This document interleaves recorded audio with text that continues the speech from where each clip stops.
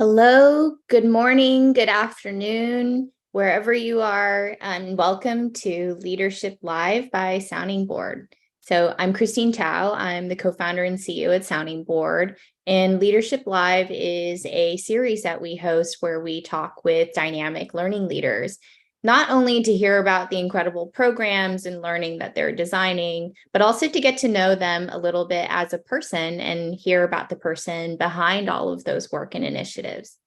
And a quick intro on Sounding Board. Sounding Board is a dynamic leader development suite. We provide both coaching and mentoring solutions for large enterprises at scale to help them enable and deliver dynamic development experiences. And so thank you for joining us and welcome, Lon. Hi, Christine. So nice to be here. Great. So, Lon, you are the Director of Learning Design and Technology at McDonald's, but you've had a very lengthy career in not just learning, but I saw even software development, consulting, working and partnering with other organizations to design learning experiences. And so would love to just start off by hearing a little bit about your background, not only professionally, but tell us also a little bit about your personal background. Yes, I would say if I go all the way back, so I was born in Vietnam. My family's Chinese Vietnamese from Vietnam, but don't ask me about Vietnam because we escaped from the country about a few months after I was born. So we are refugees here to America, and we were very blessed that there's this church, small church in Moline, Illinois, who decided to sponsor our entire family. And that is a big deal because I grew up hearing about so many families who were torn apart because sometimes someone could only sponsor one person or two people. So there were husband and wives who hadn't seen each other many years, parents and kids who haven't seen each other many years, siblings who haven't seen each other many years. So we were extremely blessed to have been sponsored collectively as a family over here. So then if you fast forward to professional, I went to DePaul University and I did major in information systems where I took a lot of programming classes and database classes. And the thing I loved about programming is that it was absolutely stress relieving to me. To me, it was like a game. All of the syntax you use and how you put together the code to reach your end goal was something I absolutely love. So if you watch movies where they say, oh, the person's plugged in and they don't hear you, that really does happen when you're coding. And so how I got into learning, though, is that I got recruited into then Anderson Consulting's, now they're Accenture, performance simulation group, where they were building high-end multi-million-dollar learning simulations for companies. So I was brought in on the development side, because that's where I started learning about learning and real learning design, hands-on practice. And what I loved about learning and why I've stayed in there is learning just took creating something to a whole new level. So I could create the coolest app, but if someone didn't walk away with the behavior change that I set them out to have, then my app failed. So it just took the game to a whole nother level for me. And so I'd say in my career, I've gone back and forth between having some roles that were pure technology to having roles that were pure learning design. And I have to say with both, I always missed one or the other that I didn't have. And so in the last few years, starting to blend both learning technology has been really great, and especially my role now here at McDonald's, where I lead our learning design team and have a focus on enabling technologies that we use to create and deliver our courses has just been extremely fulfilling. Well, thank you for sharing that story. And as an immigrant myself, I know we've sort of shared some stories about how that impacted our own thinking, how that led us down the career paths that we've had. Is there anything that, if you kind of look back, we went all the way back and now we got to the present, but is there anything that you think is very sort of has been influenced in the way that you think about learning and design in your career that you think your past particularly influenced? I would say quite a few things. Growing up in going to school, you're in a very Western culture, and at home, you're back in a very traditional culture. having an understand where are people coming from, like really thinking about them as a human being is something that I would say impacts how I design now. I always tell my team, like, let's put the learner in the center. Think about them people first. Think about how are human beings these days engaging with different things, whether it's Instagram, TikTok, YouTube, with each other. Yeah. And how can we bring that into what we are creating? And then I also say inclusivity. I think you and I have talked about D&I and inclusion, growing up at a time where there was still a lot of, I think, misconceptions where when I'm in school and they're teaching the Korean War and someone's like, so what it's like to be Korean? I'm like, I'm not Korean. And they're like, well, isn't it all the same thing? I'm like, No. no, no, it is not.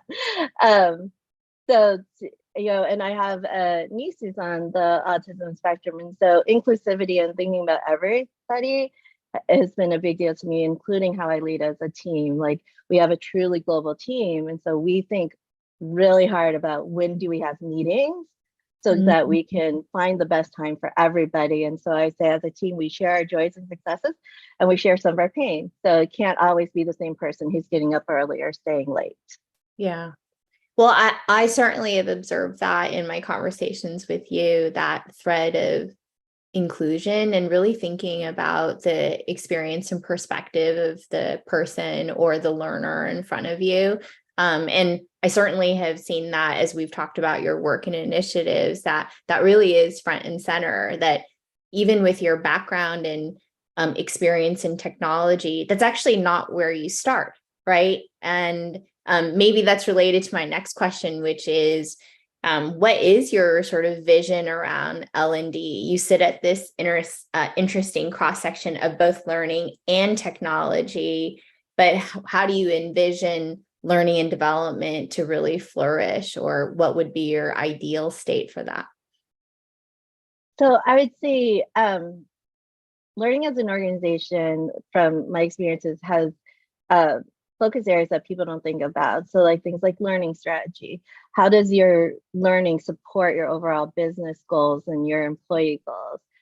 Operations analytics. I think sometimes we forget, like, it is a team that needs someone to help with the day-to-day operations of how we run. Learner engagement. I think that's the part that a lot of learning teams and organizations forget about. Marketing. Change management, communications. How do you make things interesting? How do you bring people in to want to learn, to want to take what you are building?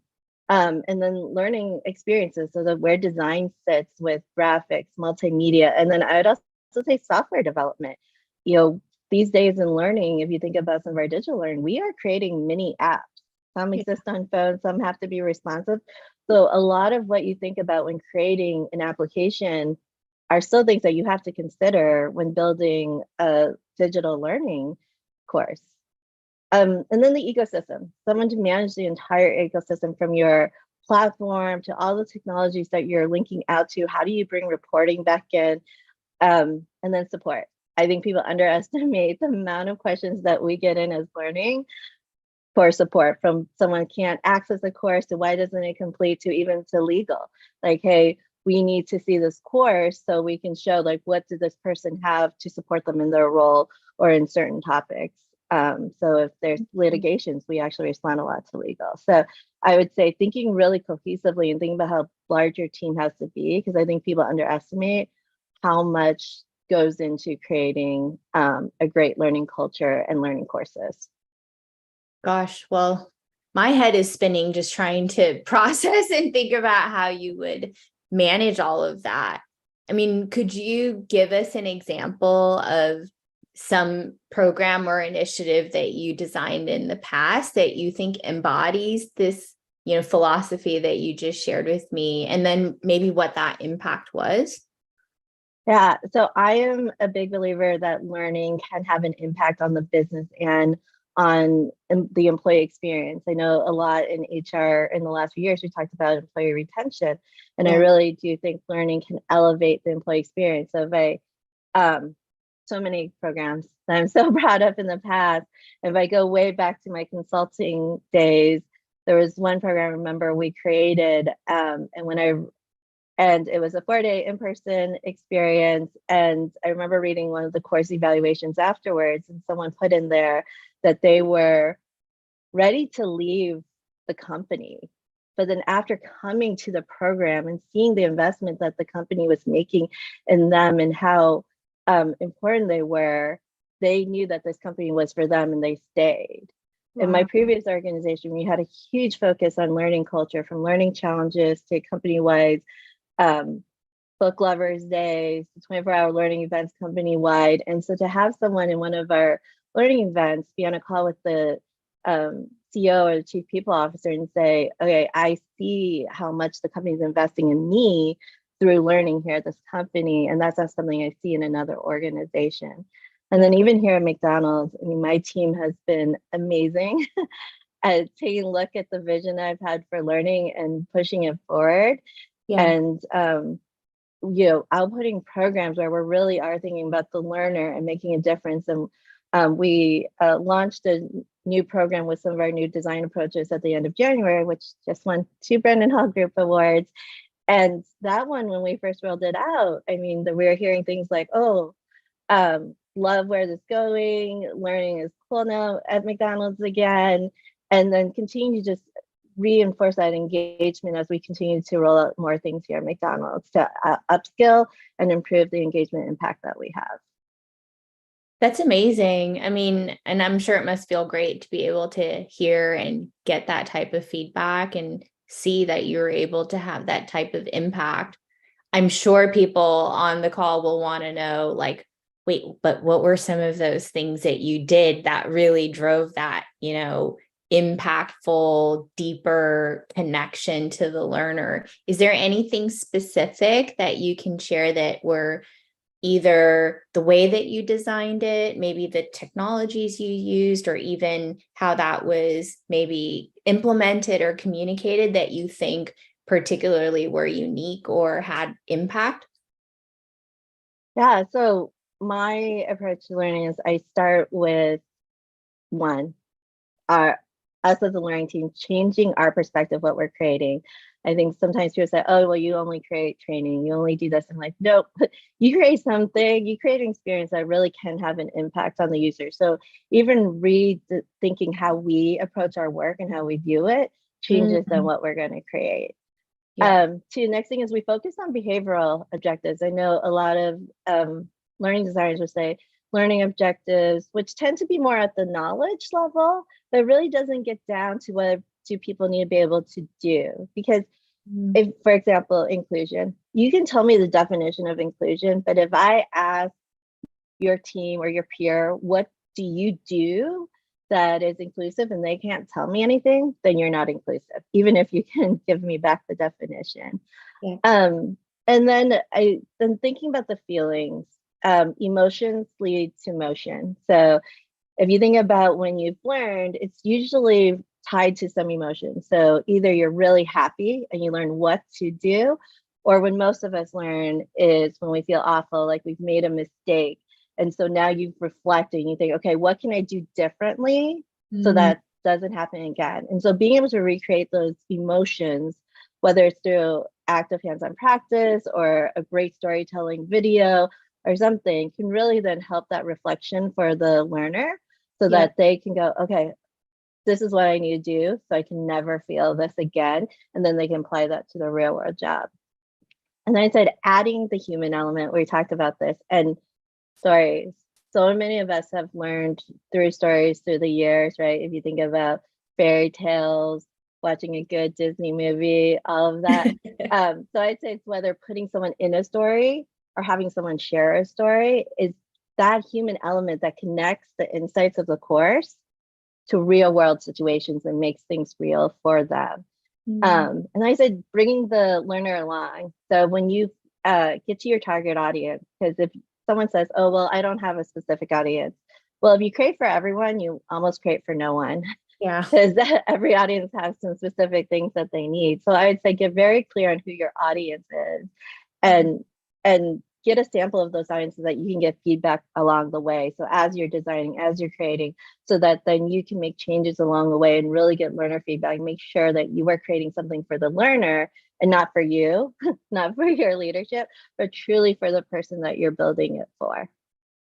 Okay, I love that. And it makes me think about, you talked about you've used simulations in the past, right? Different scenarios and kind of helping people sort of bring to life this, whatever, if it's a skill or a capability, something that they're learning, but being able to contextualize that for them. Is that accurate?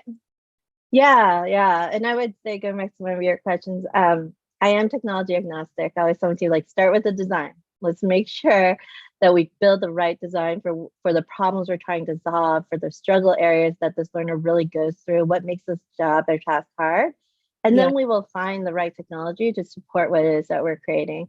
If we start with technology first, like what we're going to build in, that we are limited by the tool. I rather us make conscious decisions of what we aren't doing because of technology than to go in limiting ourselves from the start, because that's then where you can't think broadly and you end up with things that aren't quite what you hoped it to be.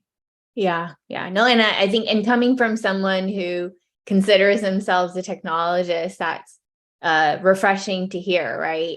It's not just about the shiny tech. It's actually what's the experience and takeaway that you want to design first, and then looking at which technologies can help support that.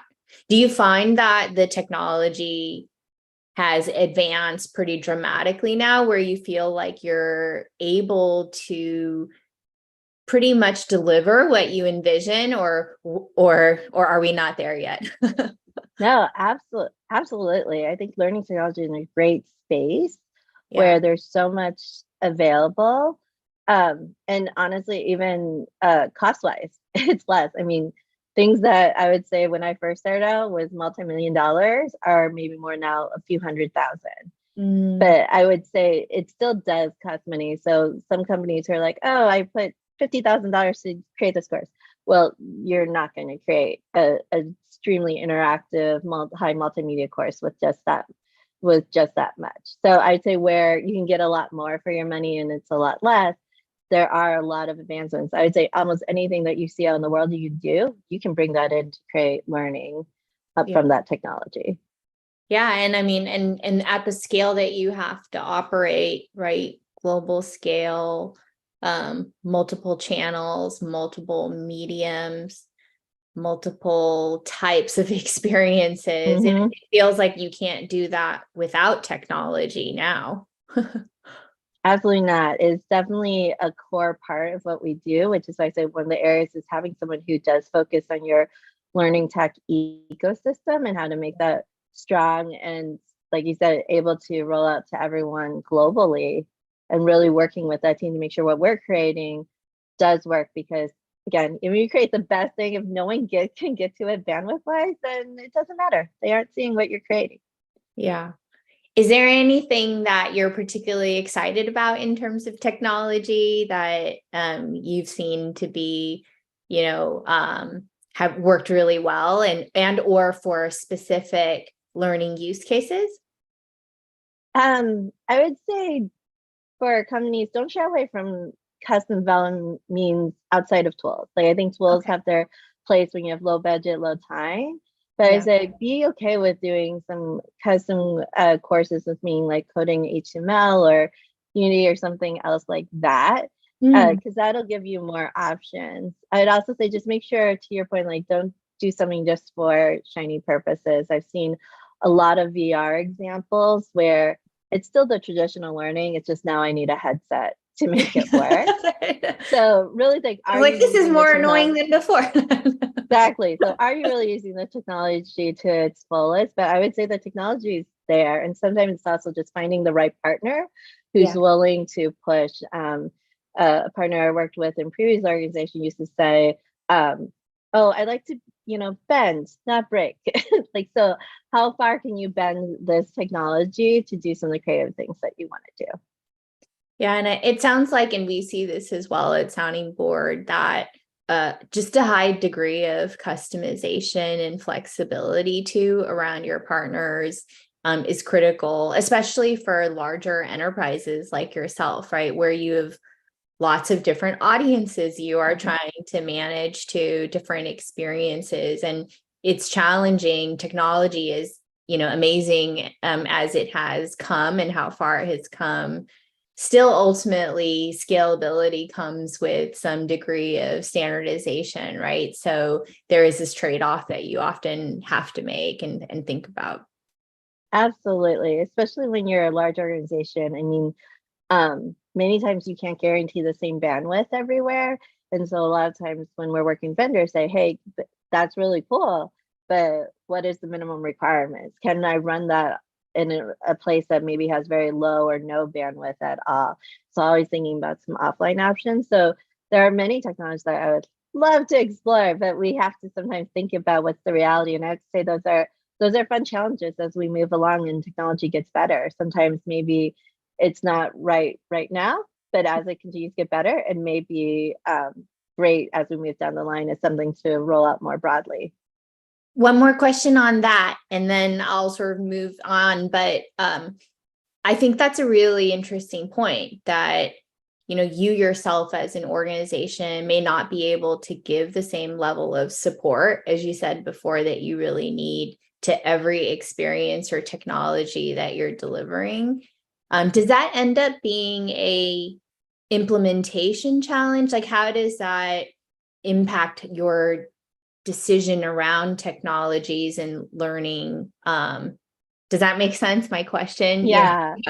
So yeah, I think it's going back to your audience. Who are you all rolling out to? So whenever we design something, select something, we ask ourselves, okay, I have to think about deployment. How is this going to be deployed? How's it going to be launched? Is it doable? If not, are there easy changes that we can make so someone can still have the same experience? Because back to inclusivity, I would hate to have someone have amazing experience here, but let's say because they don't have this great bandwidth, they have a less experience. Like to me, like, I don't know, I have a problem with that.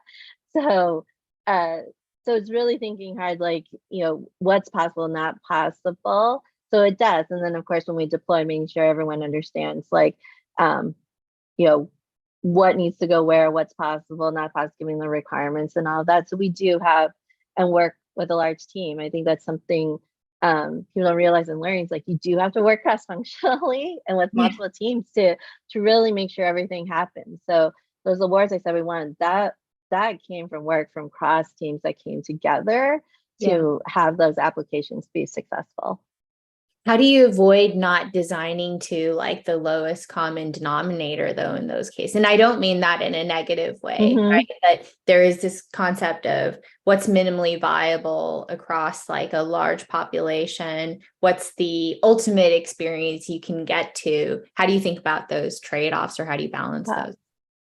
So that's, again, I would say cross-functional team. We have as many people as possible who represent our different regional country market areas. And so when we run design by them, having them raise, and if we are concerned about something, we might ask specifically a market like, hey, do you think this would run? What problems are you foreseeing? Lots of testing. So even before you go into testing early, piloting, seeing where do we need to change. And there are times we might need to make some, at some point, sometimes we might have to make some compromise and say, okay, we want to go with this, but this is, this is what this means for this location or this restaurant or something like that.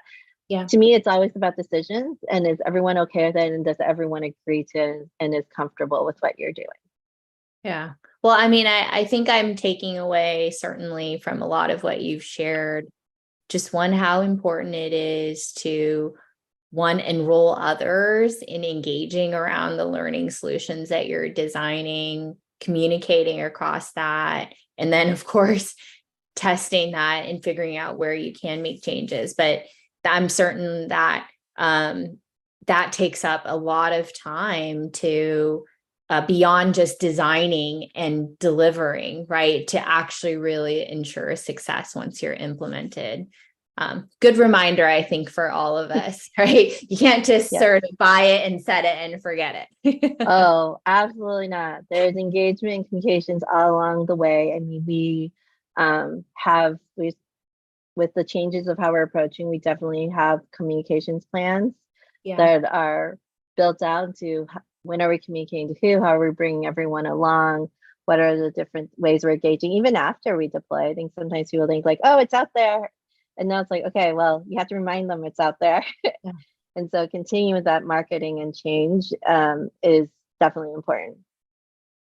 Well, if you can believe it, we are just a few minutes from the end of today's series.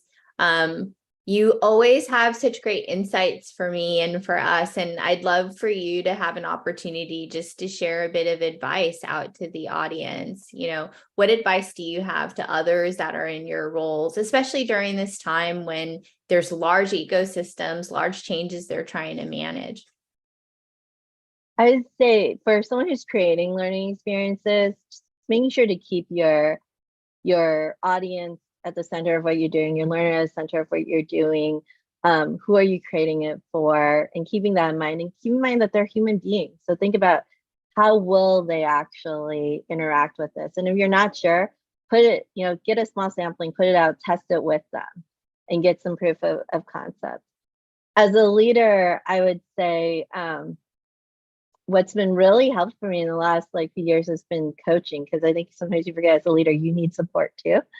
And so, and you can't always do it all. And so for the last, I'd say few years, I've had a career coach who's really helped me with think about why do I do the things I do? How can I continue improving that? And then most recently in the last few months, I've brought on a life coach we've also talked about my behaviors. And it's interesting because I think as a leader, most of your day is spent in meetings and supporting your team. And so you end up doing a lot of the work at night, and then you get tired and burned out, but you keep yourself I'm going to keep going and it'll be fine.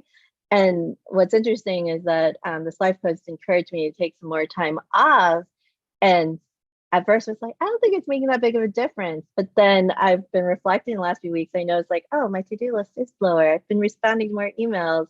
I'm not on as late. And so, it is really helpful sometimes to have someone else that you can speak to openly and get some of the guides, and honestly just having them ask questions of you. And then you're I don't know why I do that. And thinking about it has been extremely helpful. So I would say as a leader, considering those coaching or who's there to support you is a really important part. Well, certainly I can't disagree with that. But I think it's something, especially I think folks like yourself who are so engaged in the experiences you're trying to deliver to the employees and the organization can sometimes forget, right? Put your own oxygen mask on first. And I'm sure, and it sounds like it's also impacting and influencing how you're thinking about your work differently. And I'd be curious how that might end up showing up in the experiences that you start to design as well. I will let you know. Yeah. Well, Lon, it was such a pleasure seeing you again and hearing a bit more about some of the great work that you've done.